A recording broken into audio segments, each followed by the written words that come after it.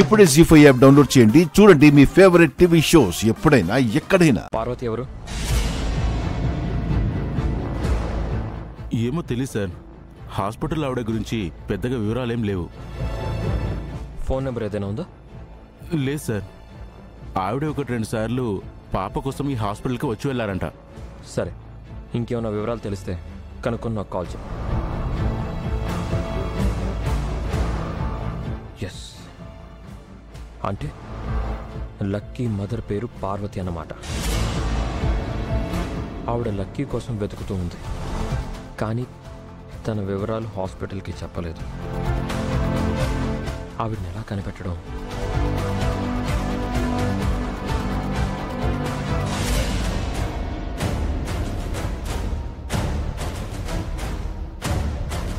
మనీషా, పార్వతి ఎవరు కొత్తగా ఎంటర్ అయింది?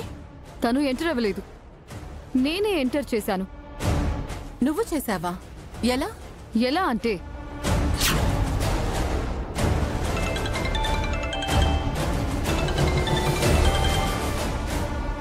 హలో, ఎవరు? ఒకసారి నీ బ్యాంక్ అకౌంట్ చెక్ చేసుకో.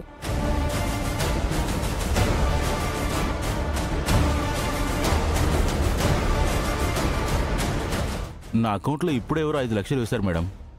నేనే వేశాను. ఎందుకే సార్ మేడం? ఎవరు మీరు? మిత్ర సార్కి కాబోయే వైఫ్ని. నువ్వు నాకు పని చేసి పెట్టాలి. ఏం చేయాలి మేడం?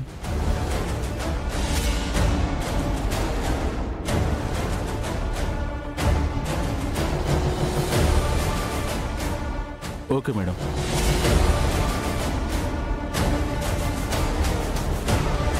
ఫోన్ రీచ్ అవ్వట్లేదేంటి? సరే, నేను లక్ష్మి గారికి ఫోన్ చేస్తాను. ఒక నిమిషం ఆగండి. మీరు ఒక పని చేయాలి. ఏం చేయాలి?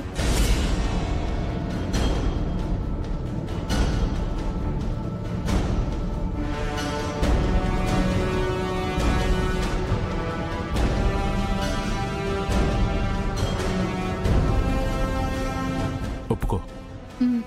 సరే అండి. నీ అకౌంట్కు 1 లక్ష పంపించాను, చూసుకో. అమౌంట్ వచ్చింది. మీరు చెప్పినట్లే పాప తల్లి లక్ష్మి అని చెప్పకుండా పార్వతి అని చెప్తాను. 5 లక్షలిచ్చి ఇలా మేనేజ్ చేశావా? అవునాంటీ, లక్కీ మదర్ పార్వతి అని, తను అప్పుడప్పుడు లక్కీ కోసం ఆ హాస్పిటల్కి వెళ్ళిందని మేనేజర్తో మిత్రాకి చెప్పించాను. అంటే ఆ కొత్త క్యారెక్టర్ ఇక్కడికి కూడా వస్తుందా? పార్వతి ఇక్కడికే వస్తుంది. నా పాప నాకు కావాలి అని లక్కీని తీసుకుని వెళ్ళిపోతుంది. అప్పుడు మిత్ర పిచ్చోడవుతాడు. లక్కీ లేకపోతే తను బతకలేడు. ఏం పర్వాలేదు, నేను బ్రతికించుకుంటాను. లక్ష్మి దూరమైనప్పుడు లక్కీ వల్ల మిత్ర మామూలు మనిషి అయ్యాడు. ఇప్పుడు లక్కీ దూరమైతే మిత్ర నువ్వు కాపాడుతావా? Yes aunty. లక్కీకి లక్ష్మికి ఏ సంబంధం లేదు అని తెలిసాక లక్కీకి దూరమై మిత్ర మళ్లీ డిప్రెస్ అయ్యాక అందుకు కారణం లక్ష్మియే అని చెప్పి మిత్రతో లక్ష్మిని, జున్నుగాన్ని ఇంట్లో నుంచి గెంటించేసి నేను మిత్ర పక్కన హ్యాపీగా సెటిల్ అవుతాను. ప్లాన్ బాగుంది. లక్కీ లక్ష్మి కూతురని భాస్కర్ గడికి తెలుసు కదా. నువ్వంటున్న ఫేక్ మదర్ వచ్చేలోపు భాస్కర్ గాడు ఇక్కడికొచ్చేస్తే? నా భయంతో వాడు రాడా ఆంటీ. వస్తే చస్తాడు. ఇంతటితో లక్కీ చాప్టర్ క్లోజ్. అటు చూడు, మిత్ర కూడా పార్వతి టెన్షన్లో ఉన్నాడు. ఏంటి మిత్ర, ఏదో టెన్షన్లో ఉన్నట్టున్నావు? నథింగ్. లక్ష్మి కూడా ఏదో టెన్షన్లో ఉన్నట్టుంది. అదే లేదు చిన్నత్తయ్య గారు. లక్కీ, నువ్వు బయటికి ఎందుకు వచ్చావమ్మా? భోజనం చేయడానికి నాన్న. భోజనం రూమ్కి తెచ్చేదాన్ని కదా లక్కీ. ఎప్పుడు రూమ్ లోనే ఉంటే తన పేషెంట్ అన్న ఫీలింగ్ వస్తుందమ్మా.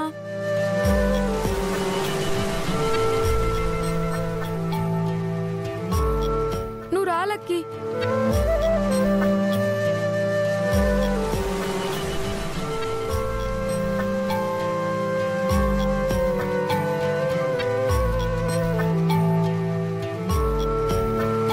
రే, తనని అడగరా?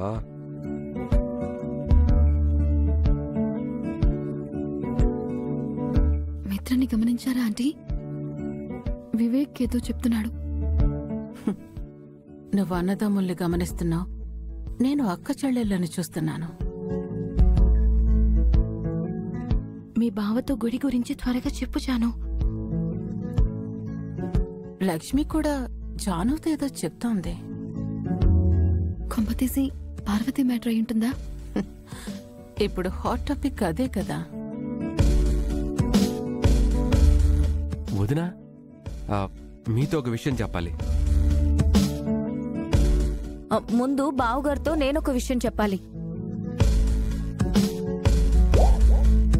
పిన్ని బాబాయ్ మీరు ఆగండి. మీ అందరితో మేమొక విషయం చెప్పాలి. ఏంట్లకి అది? రేపు మనందరం ఆంజనేయ స్వామి గుడికి వెళ్దాం నాన్న. లక్కీకి జ్వరం తగ్గితే గుడికొస్తామని మొక్కుకున్నాం.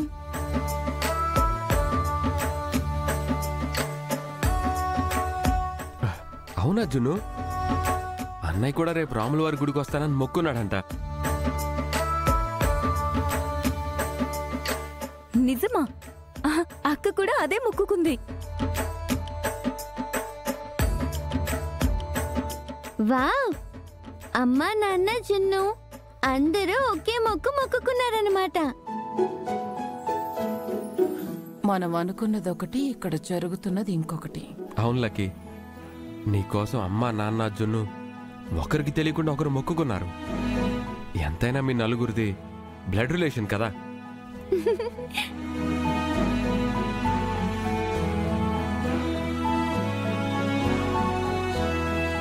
వదినా, నీకు విషయం తెలుసా? రేపు నిన్ను ఎలా గుడికి తీసుకెళ్లాలా అని ఇప్పుడు దాకా అన్నయ్య టెన్షన్ పడుతూనే ఉన్నాడు.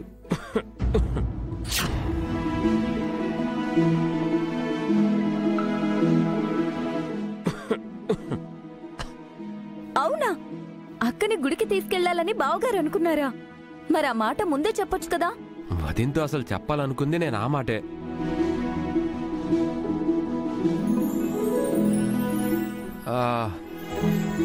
అవును జాను, నువ్వు మా అన్నయ్యతో ఏదో విషయం చెప్పాలనుకున్నావు. ఏ విషయం? అదా, ఈరోజు కూరలన్నీ అక్కే చేసింది. ఎలా ఉన్నాయని బావగారిని అడగాలనుకున్నాను.